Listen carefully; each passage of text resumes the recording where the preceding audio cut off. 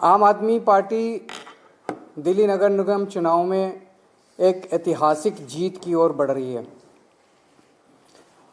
भारत की राजनीति के अंदर हमने ही रिकॉर्ड बनाया था 70 में से 67 सीट का, और मैं समझता हूं कि दिल्ली नगर निगम के इस चुनाव में आम आदमी पार्टी अपने ही रिकॉर्ड को तोड़ने जा रही है और उससे भी ज़्यादा बड़ा रिकॉर्ड आम आदमी पार्टी बनाने जा रही है। ऐसे मौके पे मैं आज एक घोषणा करना चाहता हूं कि आम आदमी एक गारंटी देना चाहता हूं एक तरह से दिल्ली के लोगों को कि आम आदमी पार्टी एमसीडी में सरकार बनाने के बाद एक स्कीम लॉन्च करेगी जिसका नाम होगा जनता चलाएगी एमसीडी।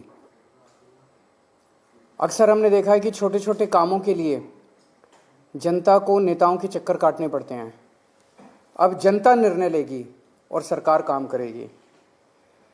एक तरह से जितनी आरडब्ल्यूएज हैं, आरडब्ल्यूएज वो बॉडी होती है जो जनता के सबसे करीब होती है। आरडब्ल्यूएज को मिनी पार्षद का स्टेटस दिया जाएगा। अपने इलाके की, जैसे पार्षद एक वार्ड का बॉस होता है, वार्ड का नेता होता है, अपनी आरडब्ल्यू के इलाके का, जो आरडब्ल्यू का इलाका है उसका नेता आरडब्ल्यू को माना जाएगा। आरडब्ल्यू को मिनी पार्षद का स्टेटस दिया जाएगा। किसी भी वहाँ पे रहने वाले जनता को किसी को भी काम कराना है, उसको फिर किसी नेता के चक्कर नहीं काटने। वो अपने आरडब्ल्यू के दफ्तर जाए, बताए मेरी ये नाली ख़राब है, मेरा ये गली ख़राब है, मेरा ये ख़राब है, पानी बिजली जो भी समस्याएं हैं, और वो आरडब्ल्यू के पास ताकत होगी वो सारे काम करवाने की जो कि जनता आके सीधे उनको बोलेगी। तो लोगों को अपने छोटे छोटे कामों के लिए नेताओं के चक्कर काटने की जरूरत नहीं पड़ेगी। आरडब्ल्यूएस को अपना दफ्तर चलाने के लिए और लोगों के सारे छोटे छोटे काम कराने के लिए फंड्स उपलब्ध कराए जाएंगे। तो एक तरह से रियल मायने में आरडब्ल्यूएस का सशक्तिकरण किया जाएगा एमसीडी के अंदर सरकार बनने के बाद। इसका मकसद है कि जनता को दिल्ली का मालिक बनाना, जनता को असली नेता बनाना, दिल्ली के हर नागरिक को दिल्ली का मुख्यमंत्री बनाया जाएगा। सीधे सत्ता दिल्ली के लोगों के हाथ में दी जाएगी और जनता जो है अपनी आरडब्ल्यूएस के जरिए अपने सारे काम करा सकती है। मेरी दिल्ली की सारी आरडब्ल्यूएस से अब विनती है, आप सब लोग अपने अपने इलाके के अंदर छोटे छोटे नेता हैं, आप सब लोग अपने अपने इलाके के अंदर सम्मानित लोग हैं। मैं सारी आरडब्ल्यूएस से निवेदन करता हूं कि 3-4 दिन रहेगा बस चुनाव के, आप सब लोग अपने अपने इलाके के अंदर, आप किसी भी पार्टी के हो, मेरे को पार्टीबाजी से कोई लेना देना नहीं है, आप आम आदमी पार्टी के हो, आप बीजेपी के हो, आप कांग्रेस के हो, अब आपको हम सशक्त करने जा रहे हैं। आरडब्ल्यूएस को हम सशक्त करने जा रहे हैं। रियल मायनों के अंदर हम आपको पॉलिटिकल पावर, फाइनेंशियल पावर देने जा रहे हैं। हर आरडब्ल्यूएस से, मेरी दिल्ली की हर आरडब्ल्यूएस से विनती है कि आप अपने अपने इलाके के अंदर डोर टू डोर जाइए, एक एक के घर जाइए और उनको कहिए कि आम आदमी पार्टी को वोट दें। अपने अपने व्हाट्सएप ग्रुप के अंदर, सबके आरडब्ल्यूएस के व्हाट्सएप ग्रुप होते हैं, व्हाट्सएप ग्रुप के अंदर आप सबको कहिए कि भाई आप जिस भी पार्टी को, कोई बात नहीं, इस बार सारे जने मिलके आम आदमी पार्टी को वोट दें। और आप ज़्यादा से ज़्यादा आम आदमी पार्टी को वोट दिलाने के लिए वो करें। सभी आरडब्ल्यूएस को मैं ये भी कहना चाहता हूँ कि आपके इलाके में मान लो दूसरी पार्टी का कोई पार्षद बन गया, फिर वो देख लो आपको काम नहीं करने देगा, किसी भी आरडब्ल्यू को काम नहीं करने देगा, और आपको हम जो सत्ता देना चाहेंगे उसके अंदर वो अड़चन अड़ाएगा। तो आप सब लोग मिलके इस बार इंश्योर कीजिए कि 250 की 250 सीटें जो हैं आम आदमी पार्टी की आनी चाहिए ताकि हम आपको सशक्त कर सकें। आपके कोई प्रश्न है तो आप। सर, पहला सवाल ये कि आप इनको ताकत देने की बात कह रहे हैं, तो इनकी जवाबदेही क्या होगी? पार्षद को तो आप चुनाव में हरा सकते हैं, इनका अगर ये काम नहीं करेंगे, किस तरह से आप इसका संवैधानिक पहलू, इसका सारा एक ट्रांसपेरेंट तरीका बनाया जाएगा। ऑनलाइन भी करेंगे इसको। जैसे मान लीजिए जनता आई उनके पास, एक तरह से उनको अपना ऑफिस चलाने के लिए भी अगर हम पैसे देंगे तो सिस्टम भी बनाएंगे। ऑनलाइन जितनी प्रॉब्लम्स आ रही हैं, जितनी ग्रीवांसेस आ रही हैं, लोगों की जितनी डिमांड्स आ रही हैं, वो ऑनलाइन पार्षद भी देख सकता है, एमएलए भी देख सकता है, सरकार भी देख सकती है कितनी समस्याएं सॉल्व हो रही हैं, कितनी समस्याएं सॉल्व नहीं हो रही हैं। तो वो उस तरह की अकाउंटेबिलिटी रहेगी। सर, क्योंकि आप सर्वे लगातार कराते हैं, आप कह रहे हैं कि रिकॉर्ड तो उठ रहा है, अब आज की डेट में आपका सर्वे क्या कह रहा है, और अगर इतना मजबूत सर्वे है तो कहाँ तक वो नंबर जाएगा इस अनाउंसमेंट के बाद? मैंने जैसे पहले भी कहा था 230 क्रॉस करना चाहिए मेरे हिसाब से। 250 में से 230 क्रॉस करना चाहिए। बीजेपी की 20 से कम आनी चाहिए, ऐसा मेरा मानना है। मेरा तो मैं ये चुनाव जो है, मैं चाहता हूं कि दिल्ली का हर व्यक्ति केवल चुनाव में वोट डालने ना जाए, चुनाव में एक्टिवली पार्टिसिपेट करे, प्रचार करे, अच्छी पार्टी का प्रचार करे, ईमानदार पार्टी का प्रचार करे, घर घर जाके प्रचार करे। सब लोग प्रचार करो, सब लोग अपने अपने व्हाट्सएप ग्रुप में डालो, अपनी अपनी डीपी बदल लो, डीपी में झाड़ू का चुनाव चिन्ह लगा लो, सारे लोग इसको आंदोलन बना दो इस चुनाव को। कश्मीर फाइल्स के सरकार को काफी कुछ सुनना पड़ा है, हुआ भी कुछ हुआ, उस पर क्या कहेंगे? क्या हुआ है? कश्मीर फाइल्स बोला गया कि इस तरह की फिल्म कैसे पहुंची है? मेरे को आइडिया नहीं है क्या हुआ है। हरियाणा में आपने खाता खोल दिया है, हरियाणा में आप दूसरे नंबर पर आ गए, वो पहली बार चुनाव लड़ा था। अब असेंबली चुनाव में पहले नंबर पे आएंगे, जनता की पहली पसंद बनेंगे। कूड़े के पहाड़ का वही मुद्दा बना के चल रहे हैं। बीजेपी के बड़े बड़े नेता ये कह रहे हैं कि ये हर जगह होता है, हर शहर में होता है, ये एक तरह से। और लंदन में कूड़े का पहाड़ कहाँ है, मुझे एड्रेस बता दें। टोक्यो में कूड़े का पहाड़ कहाँ है, मुझे एड्रेस बता दें। वो छोड़ो, इंदौर में कूड़े का पहाड़ कहाँ है, मेरे को एड्रेस बता दें।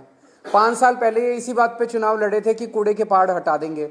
अब 5 साल में इनसे कूड़े का पहाड़ नहीं हटा, तो अब कह रहे नहीं कूड़े का पहाड़ तो हम हटा ही नहीं सकते। सर एसपी साहब की तरफ से एक खबर आई है कि लॉ डिपार्टमेंट ने जो लॉयर्स की पेमेंट थी वो रोक दी है, तो उसको क्या कहेंगे? प्रिंसिपल साहब की पेमेंट और बाकी जो लॉयर्स हायर किए दिल्ली गवर्नमेंट, ये तो गलत बात है। लॉयर्स की पेमेंट तो नहीं रोकनी चाहिए, वकीलों की पेमेंट क्यों रोक रहे हैं लोग? वो कह रहे मंत्री की जिम्मेदारी। लॉ डिपार्टमेंट ने रिफ्यूज किया, हम लोग ये बताया। तो ऐसे नहीं रोक सकते, ऐसे नहीं रोकना चाहिए। हर चीज़ में अड़चन अड़ाना, हर चीज़ में अड़चन अड़ाना। पहले योगा क्लासेस रोक दी, फिर पोल्यूशन के खिलाफ काम कर रहे थे वो रोक दिए, अब आप बता रहे हैं कि लॉयर्स की पेमेंट रोक दी। काम रोकने वालों को जनता पसंद नहीं करती, काम करने वालों को जनता पसंद करती है। एलजी साहब ने जितने 6 महीने में काम रोके हैं, वो अब देख लेंगे एमसीडी के नतीजों में क्या हाल होता है इन लोगों का। अगर ऐसे ही काम रोकते रहे तो वो 7 सीटें भी बम्पर मार्जिन से जीतेंगे अगले साल, देख लेना। जिस तरीके से आप कहते हैं कि आप काम करते हैं और बीजेपी बदनाम करती है, तो क्या लगता है कि जैसे आप बता रहे हैं कि लगातार जो आपका ग्राउंड है वो बढ़ रहा है एमसीडी में जीत के मार्जिन की तरफ, तो जो वो बदनामी है वही काम आ रही है आपको? बदनामी कौन सी है? वीडियो जो इन्होंने निकाले हैं, मैं आपको इसका मैं जवाब दे देता हूँ। जनता बड़ी सयानी होती है, इनको लगता है कि जो पार्टियां जनता को बेवकूफ़ समझती हैं वो पार्टियां ही ख़त्म हो जाती हैं। आज मेरे पास एक व्हाट्सएप मैसेज आया, उस आदमी ने इस पूरे प्रकरण को बड़े अच्छे तरीके से समझा दिया। कहते हैं जी, दुनिया की जो सबसे बड़ी पार्टी है उसकी दुकान दिल्ली वालों ने बंद कर दी, उनका माल बिकना दिल्ली में बंद हो गया। तो उस पार्टी ने एक वीडियो बनाने की कंपनी शुरू करी है आजकल। जब माल बिक नहीं रहा था, पुराना माल बिक नहीं रहा था, तो वीडियो बनाने की कंपनी शुरू की।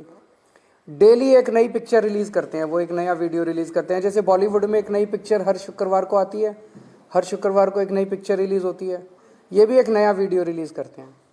बॉलीवुड की पिक्चरें सिनेमा थिएटर में रिलीज़ होती हैं, इनकी पिक्चरें रोज़ न्यूज़ चैनल पर रिलीज़ होती हैं।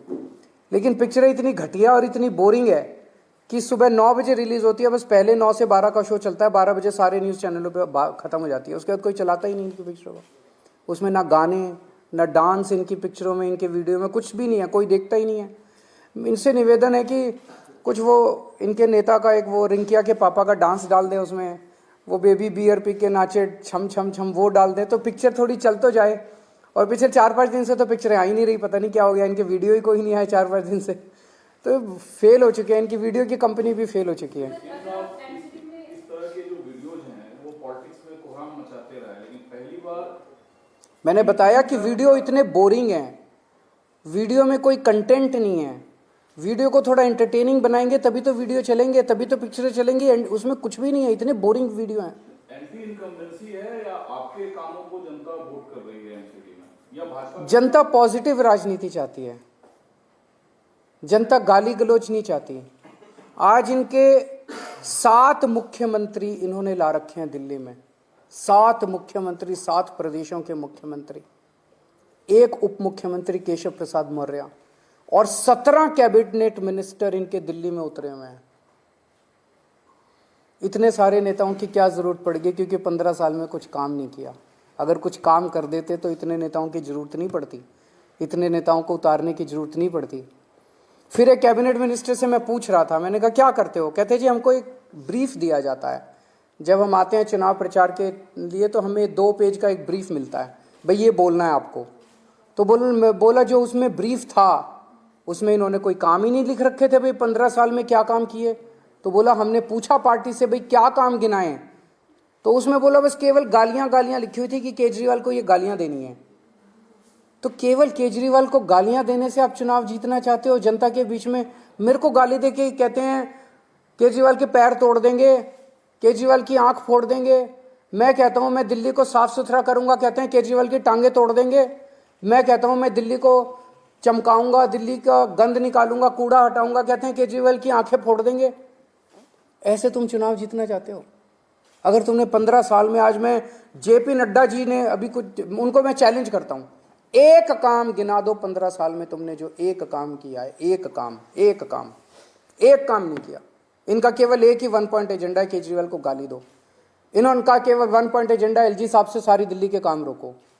काम रोकने वालों को, गालियां देने वालों को वोट नहीं मिलता, काम करने वालों को वोट मिलता है। गुजरात गए, आपने कहा शिक्षा देंगे, रोजगार देंगे, रोजगार नहीं मिला तो रोजगार भत्ता देंगे। बीजेपी का भी आया संकल्प पत्र, उसमें कहा गया कि एंटी रेडिकलाइजेशन सेल बनाएंगे। क्या ये जरूरी है? रोजगार है वो चीज जरूरी है? जनता तय कर लेगी, अब देख लेना 8 तारीख को 7 तारीख को जनता को तय करने दो। चलो ओके, थैंक यू।